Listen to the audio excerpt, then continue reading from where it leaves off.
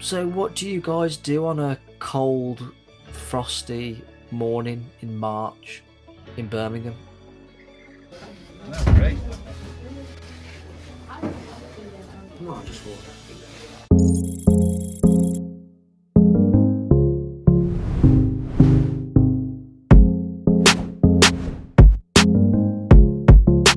Well, James, if you're anything like us, you would have gone to the Comic and Film Fair, which mainly had comics in and nothing It about wasn't. films. There's no. It wasn't a film fair. It was just a comic fair. Exactly, but it did say Comic and Film Fair, though, didn't it? Did it? Yeah, it did. Yeah, honestly, it said Comic and Film Fair, and I was expecting because I was expecting figures from films, and there was just nothing there. Was it? It was just literally comic book sellers. Oh, I didn't know it was a film fair. Okay. We'll just. Yeah. Well, that was disappointing. Right, yeah, exactly. Nothing about films. That was disappointing to learn right now as well. So we attended this comic and film fair. Well, I think it's Orbital Comic Fair or something like that's called. We attended with our good friend Jason Parker from Jason Parker Comics. Yeah. Jason travelled from his Welsh town, his little town in Wales, all the way to Birmingham, and we went comic book bin diving, didn't we? Yeah, we did. Yeah, seems to be a favourite activity that all three of us do, isn't it? So we just go out a few hours and just go diving. Do you find though, like after you've been going through them for like hours, like I get like a headache? I do.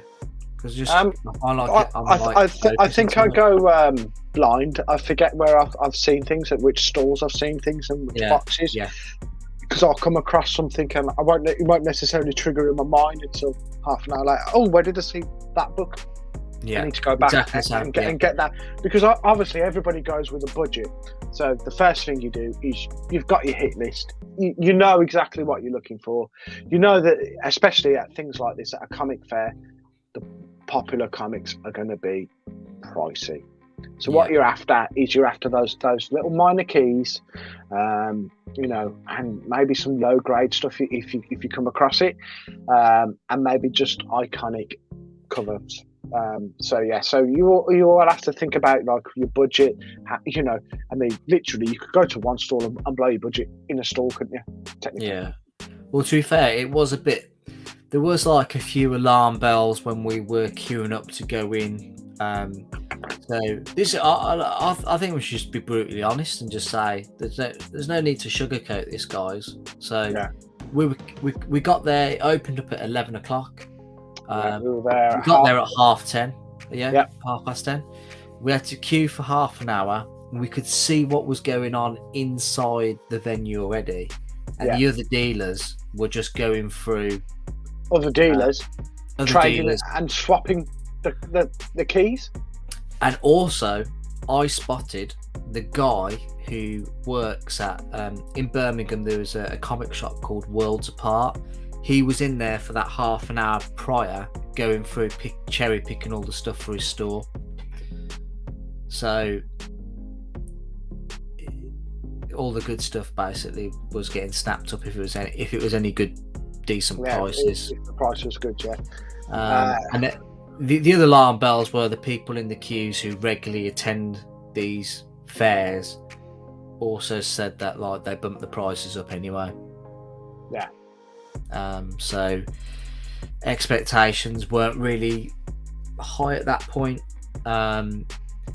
So yeah.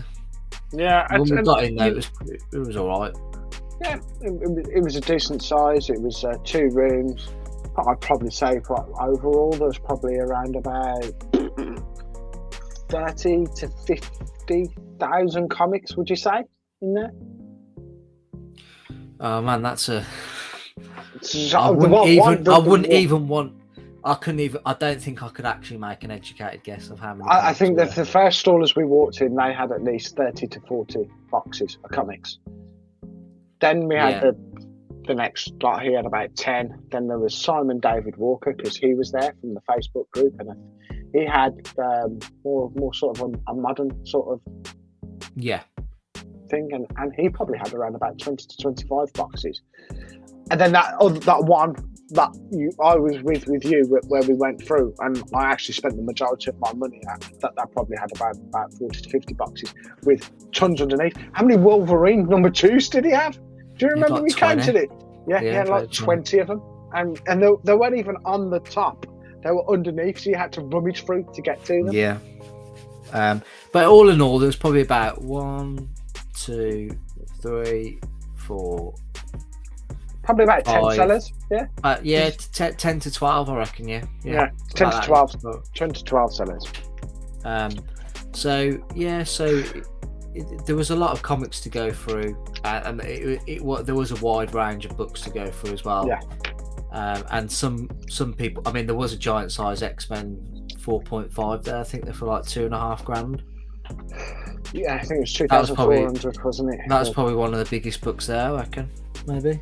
Yeah, that shadow of a doubt. I didn't see a Hulk 181 or anything along those lines.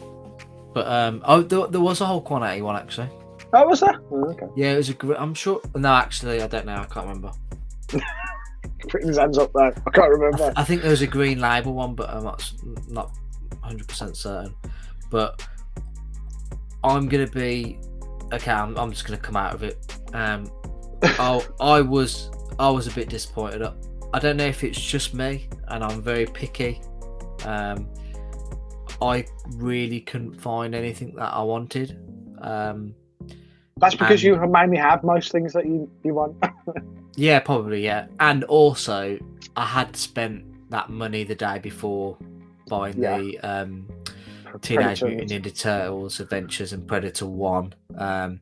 But the way that I see it is, if those books had been at that event, I wouldn't have got them for that price that I picked them up for. No, and that's why it's important to remember, guys, when you go to these comic fairs, you've got to be prepared to look through the books. You've got to be prepared. Don't go in there that you're going to pick up a CGC book because for a bargain price. It's not going to happen. What you're there for is the raw comics and the ones that probably haven't been marked up for the last couple of years, which we did manage to find one, didn't we, James? Surprisingly. Or not even necessarily the last couple of years, could be the last couple of weeks that something's been announced. There's been a trailer drop, for instance, to Doctor Strange and the Multiverse of Madness. You just never know, especially digging through these long boxes. You probably got sellers there that don't keep on top of their stock regularly. So you just got to be on that. You've got to be on the hunt, haven't you? Got to be alert. Yeah, you got to go in there with a set list in your mind. Hunt for that set list, because you all know what you want. So you just go straight. 9 times out of 10 with these sellers, they are in alphabetical order. So you just go straight to the box, get what you need, get done, and then have a look at your own leisure. Yeah. So James didn't pick up hardly anything, nothing key-wise as far as I'm aware.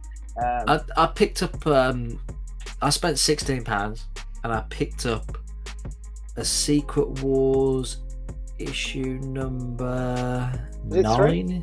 Was it 3 or 9? Is it 9? Oh God, I can't remember. It's the first tie. Hold on.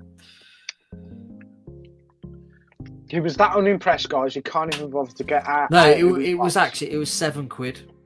It was £7. I thought it was a bargain. Right. Okay. Right. Let me just find out what it is. Right.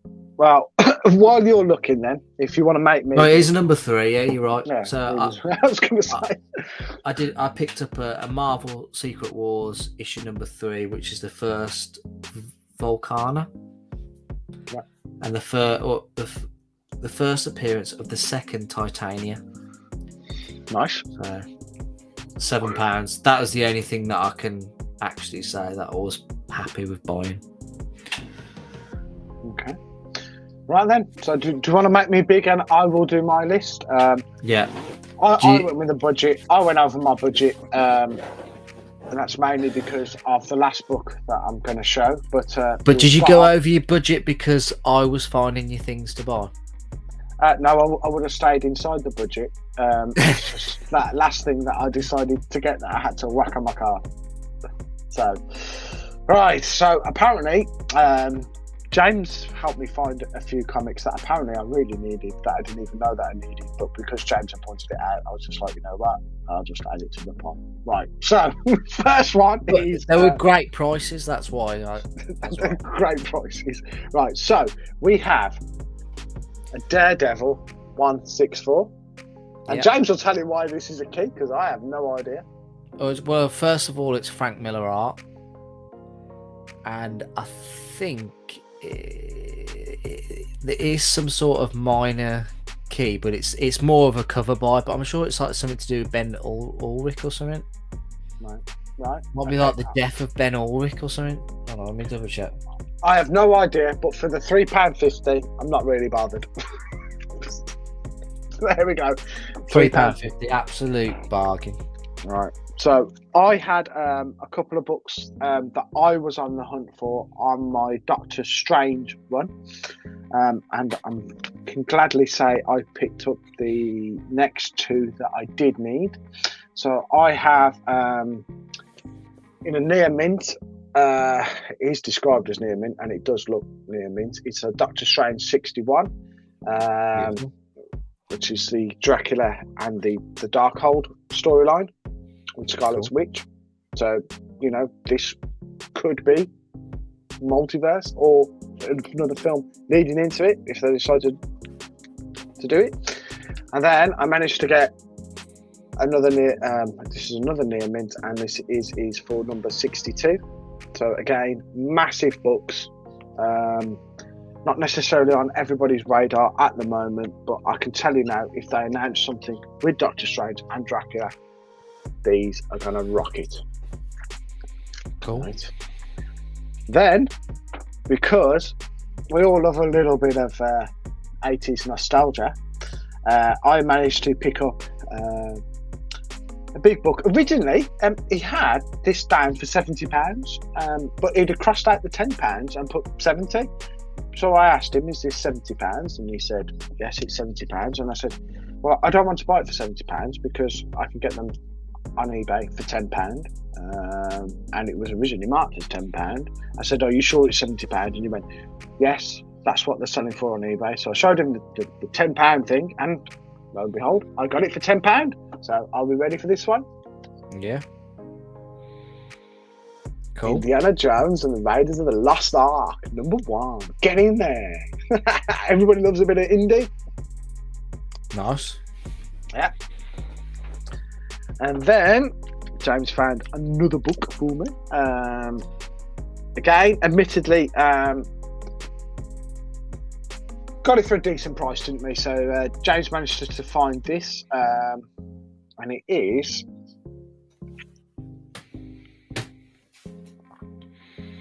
Spectacular Spider-Man #1. Nice. Yeah. So 10 pence. It's newsstand as well. Is it in good condition as well? There's a 1, 2, 3, 4, 5, and there's a bit of chipping at the top. So 5 spine ticks and a bit of chipping. So I don't know if you can see really closely on that. You see the chipping at the top, but yeah. So overall, it's a good price for £15 though. Yeah, I'd probably say this is probably around about a 7. Cool. Again, the yellow's not marked. So yeah, so it's popping. I love it. Awesome. Great cover. Right. Now this is the one that we managed. The next book is we managed to find it for a really good price because Good price. This book is it's quite big, isn't it? And the fact that you could only get it in the UK, it's just literally just makes it even more worthwhile. So we managed to find what we feel was an underpriced book with a rare misprinting that potentially goes for hundreds of pounds graded, doesn't it? Yeah. But the only way you can grade it to get them with it labelled with the misprint, and if you refer back to our earlier videos, which James will put in the link, is CBCS. So I managed to get a Spider-Man #1 silver misprinted And it's got the blue lizard on it because we checked it there, didn't we, James? Checked it there. Yeah. But the best part of the story was the book was £15, wasn't it? Yeah. And I pulled it out, I pulled it out to check to see if it was a blue lizard. And when I turned it over to pull it out, on the back it actually says misprint error or something, does it? Yeah, blue misprint. Blue misprint. Yeah, and then when I went to buy it, he went, "Oh, you never know. You might be lucky. You might have a misprint." And I said, "I don't know." So, but Absolute again, bargain. I think a raw of this blue misprint. I'm not sure how much a raw is, but I think it's definitely worth more. Definitely goes for more than £15, doesn't it? Yeah, at least £50-60 at least. Yeah. I reckon. And this book was a silent. Like it was like a silent key, wasn't it, for such a long time? Everybody knew that there was a misprint in this, but it wasn't until CBCS started verifying that it was a misprint that it really kicked off big time. Because CGC don't recognise the blue lizard, do they?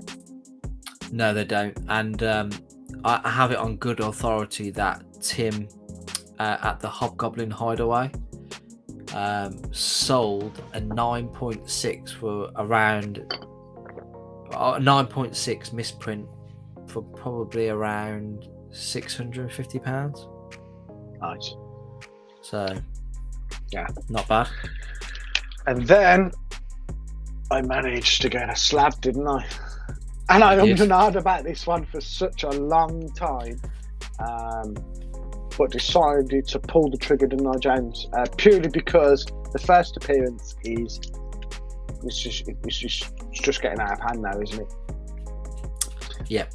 Yeah. So, right. So this one is Fantastic Four number 53 in a 2.5. It is a UK print. It is the second appearance of Black Panther. Yep. In a 2.5, and to be fair, James, what I picked this up for, it would have near enough cost me most of that to just get it graded, wouldn't it? Even if I just had any book from 1966. Yeah, you would have paid a fair. Yeah, we would have paid the £38 to just grade it, plus the £15 postage. So you're talking £53. I got this for £70, wasn't it? Nice. Yeah, great cover. Love those covers. Yeah, so a Fantastic Four number 53, which also has the first appearance of Ulysses Claw. Oh, cool. Who was also he was in the Black Panther movie, wasn't he? So, yeah. So, and it's also the second appearance of Black Panther, with the origin of Black Panther and Claw. So yeah, so it's quite a nice book.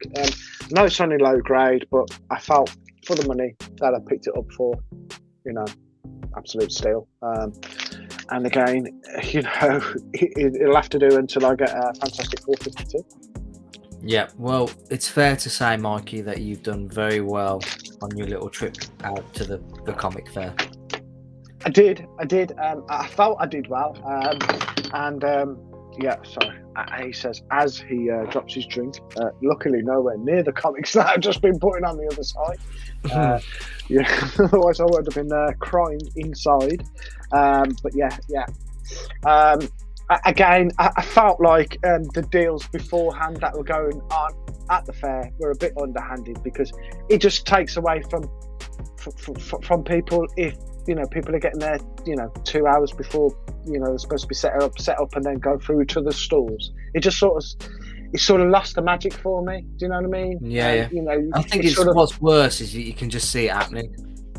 Yeah, we could see some big books being swapped, couldn't we? And what's not necessarily other sellers going through each other's stuff is probably not uncommon, but the fact that people were allowed in there beforehand who weren't selling at the venue were allowed to go in and pick the stuff there for outside businesses was I thought was unfair.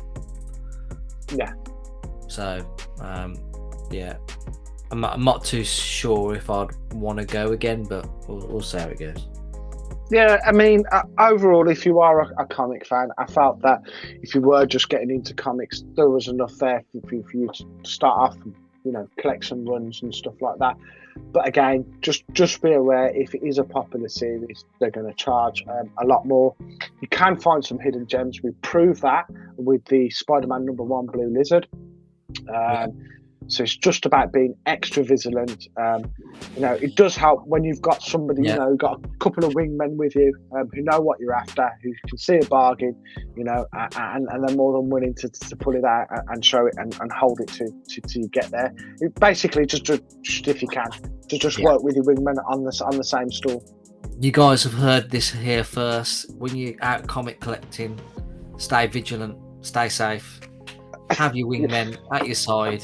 Yeah, and don't do a Jason Parker and go home with COVID. yeah, exactly. That's exactly. And it looks like he's going to make a full recovery. So thank goodness, because we need the big man. We do.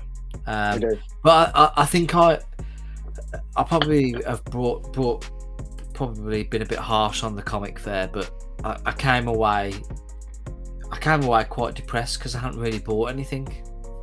And I don't like doing that.